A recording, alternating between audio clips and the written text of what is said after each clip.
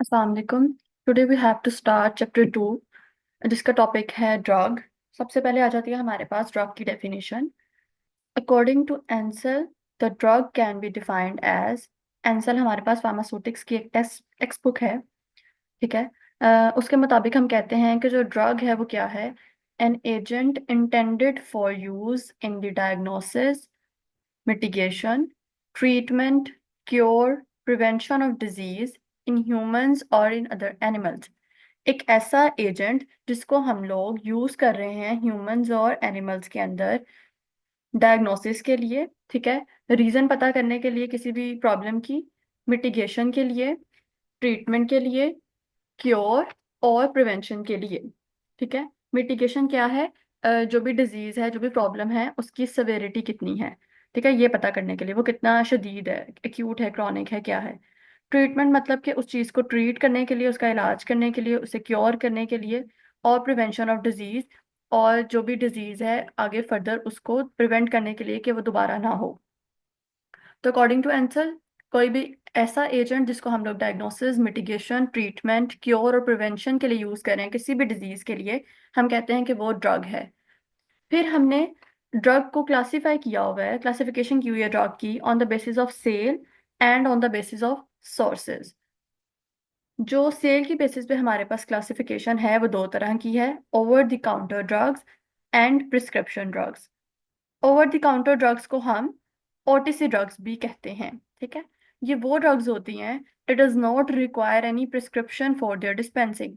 जिनको खरीदने के लिए, ठीक है, जब आप फार्मेसी पे जाते हो, अगर आपको मेडिसिन चाहिए, ओटीसी ड्रग्स वो ड्रग हैं जिनके लिए आपको प्रिस्क्रिप्शन रिक्वायर नहीं है, ठीक है।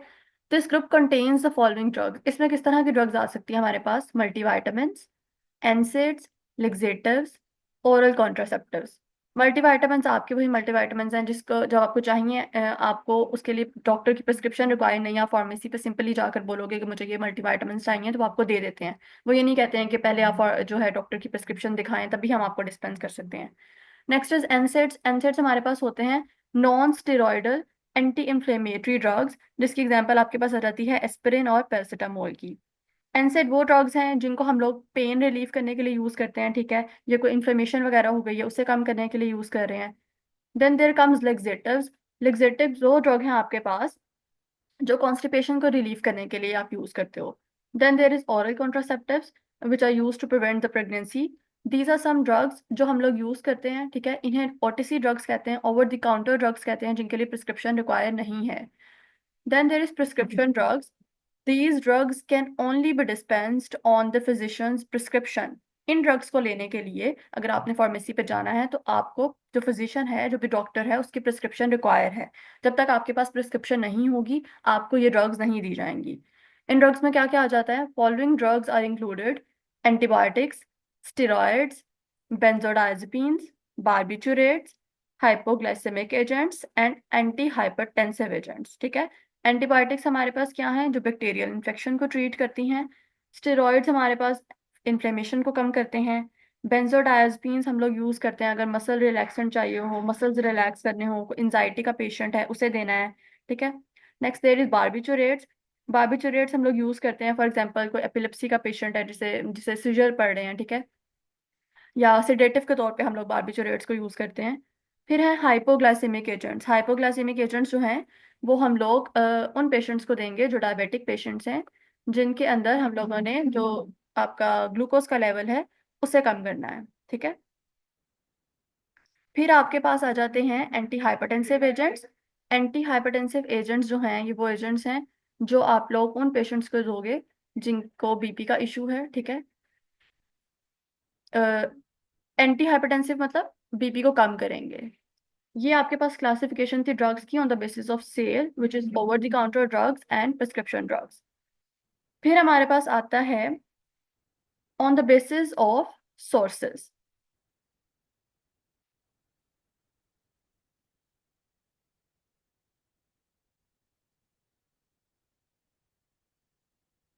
फिर हमारे पास आ जाती हैं ड्रग्स की classification on the basis of sources, जो तीन तरह की है। The classification of drugs on the basis of their source as following: natural sources, semi synthetic sources and synthetic sources. Natural sources को हम लोगों ने आगे चार चीज़ों में डिवाइड किया गया है: plant sources, animal sources, microbial sources and mineral sources. सबसे पहले हम बात कर रहे हैं प्लांट सोर्सेज की, ठीक है, जो under the heading of natural sources आ रहे हैं। प्लांट सोर्सेज क्या हैं? This is the group of drug that obtained from plants. ये ड्रग्स वो ड्रग्स हैं जो हमें प्लांट से मिलते हैं। सबसे पहले एग्जांपल आपके पास है रेजरपीन की, which is a drug obtained from Rauwolfia serpentina। Rauwolfia serpentina is plant. Reserpine हम लोग यूज करते हैं हाई बीपी के केस में, बीपी को कम करने के लिए। Next is cinnamaldehyde, which is a drug obtained from Cinnamomum loureiroi. Cinnamomum lorerai is a plant name, and cinnamaldehyde is a drug which is used as antimicrobial or antibacterial. Then there is digoxin, which is obtained from Digitalis lanata. Digitalis lanata is a plant name, and digoxin is a drug जो हम लोग heart के patients को देते हैं, ठीक है। Next there is animal sources जो आ रहे हैं under the heading of natural sources. Many animals are involved in the production of many important drugs. For example insulin, sex hormones, thyroxine. Sex hormones में आपके पास एस्ट्रोजन आ जाता है, ठीक है, progesterone आ जाता है आपके पास। इस तरह के आपके पास हॉर्मोन्स आ जाते हैं। ये कुछ एग्जांपल्स हैं, ये वो ड्रग्स हैं जो हमें एनिमल सोर्सेज से मिल रहे हैं, ठीक है।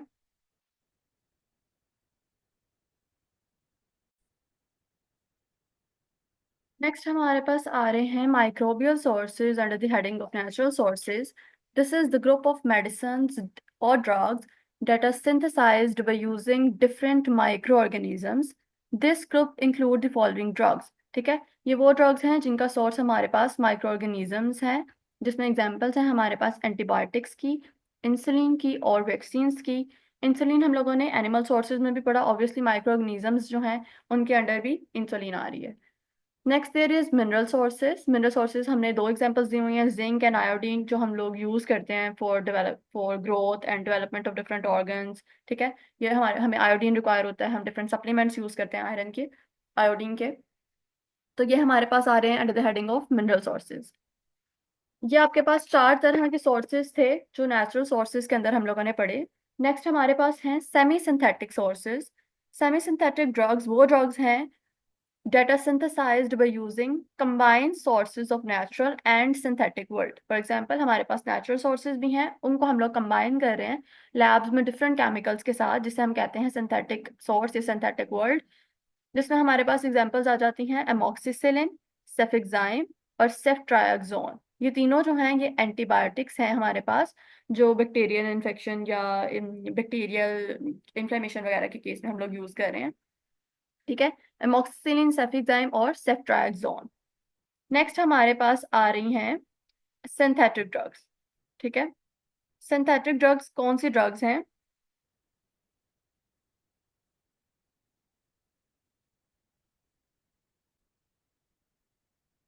सिंथेटिक ड्रग्स हमारे पास वो ड्रग्स हैं जो हमारे पास आ रही हैं by using for example, sorry, okay, synthetic drugs are the drugs of that are totally synthesized in labs by using different chemicals and substances, ठीक है।